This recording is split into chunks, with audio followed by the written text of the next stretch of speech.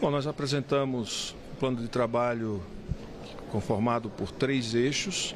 Um eixo que deve apresentar ao longo desses mais de 40 anos, quase 50 anos de exploração da salgema no município de Maceió, as omissões, o que aconteceu e o que fizeram, o que deixaram de fazer para que a gente vivesse uma calamidade social, urbana e ambiental como a gente está vivendo hoje. Tem um eixo que é avaliar todas as ações no sentido de compensar os danos, tanto aos indivíduos quanto aos entes federados, município, estado, União, e um terceiro eixo que vai tratar do que fazer para que calamidades ou tragédias dessa natureza sejam evitadas. Então, o plano tem um espectro muito amplo, ou seja, a gente já aprovou hoje todos os requerimentos de informações, desde das informações que o Ministério Público tem, Ministério Público Estadual, Ministério Público Federal, todos os órgãos ambientais, estaduais, nacional, municipal, todas as comunicações que esses órgãos travaram ao longo desses anos com a Braskem, com as suas antecessoras, ou seja, todas as informações que a gente pôde buscar, a gente já aprovou no dia de hoje, para que a gente tenha acesso, para que a gente possa saber onde houve e de onde partiu, o que não foi feito, quem negligenciou, quem não cumpriu as suas tarefas, não cumpriu por quê, para que a gente, a partir daí, possa chamar esses agentes públicos para dar as suas explicações e dizer o que aconteceu e por que não aconteceu, as empresas envolvidas, né? O Ministério Público Federal, o Ministério Público Estadual, por que fecharam acordos em que o terreno, a área física, onde está localizado os imóveis, parte da cidade, passa a ser propriedade de uma empresa que provocou o dano, ou seja, quem provoca o dano acaba sendo beneficiado. Como é que se explica tudo isso? Então, acho que o plano ele tem um espectro de abrangência, o seu espectro de abrangência, ou seja, a sua abrangência é muito grande e vai nos dar a condição de, ao final, termos uma visão bastante objetiva.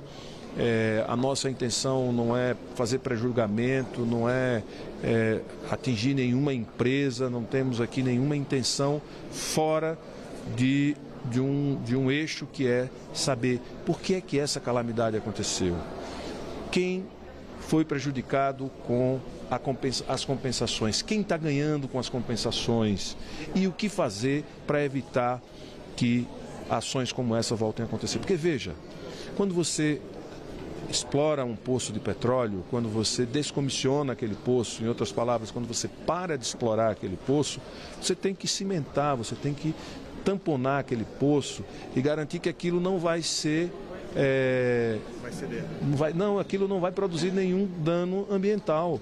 Se você abre um buraco a 1.200 metros, e por que não fez a estabilização daquelas cavernas, ou seja, daquelas cavidades, antes de explorar uma outra cavidade? Por que não estabilizou aquilo?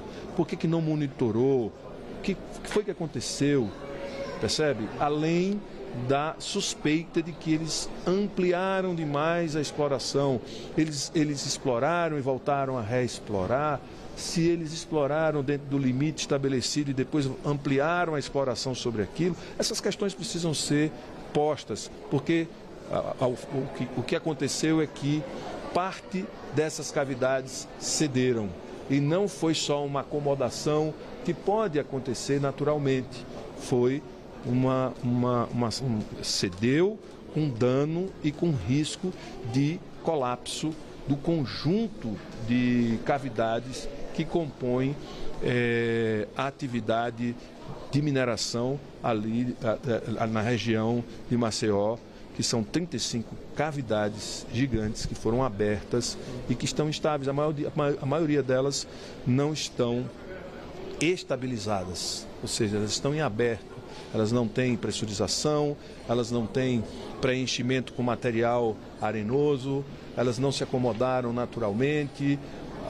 Ou seja, por que estamos nessa situação? Isso a sociedade brasileira precisa entender e é preciso que no futuro isso não venha a acontecer. E, além disso, a gente precisa saber os acordos que foram feitos. Quem se beneficiou com esses acordos?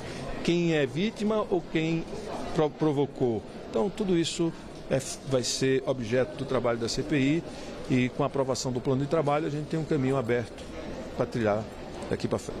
Tem uma sequência. Inicialmente a gente precisa ilustrar com uma visão mais técnica o que está acontecendo, né? A partir daí nós vamos também convocar outras pessoas que está acontecendo neste momento do ponto de vista geológico e do ponto de vista ambiental. Então, pessoas que vêm com esse objetivo, tornar isso mais claro. Depois a gente precisa convocar pessoas e instituições para falar sobre os acordos, né? Por que os acordos foram desta forma e não de outra forma? Quem se beneficiou, como se beneficiou? Então, é óbvio que o que vai nortear o nosso trabalho é a busca de uma isenção para esclarecer e passar para a opinião pública brasileira o que aconteceu em Maceió, que produziu a calamidade, que está gerando acordos que parecem não ser os melhores nem para a questão urbana, nem para a urbanidade, que é a cidade, nem para os indivíduos, né? Então, isso nós vamos seguir um caminho técnico, mas é óbvio que o debate é político. Primeiro vamos ilustrar a situação. O povo precisa saber. Uma CPI ela é uma caixa de ressonância. Não fica não é uma notícia, é um debate. Um debate que precisa se tornar público, né? Porque essa é uma questão grave que precisa ser publicizada. Por isso, a CPI pode cumprir este papel, né? Depois que a gente fizer isso, obviamente que aí vamos chamar os agentes públicos, agências, representantes do IBAMA, dos institutos ambientais, agentes públicos de todas as naturezas, do judiciário, do executivo, da empresa ou das empresas. Ninguém vai ser poupado se for fundamental para esclarecer o que aconteceu.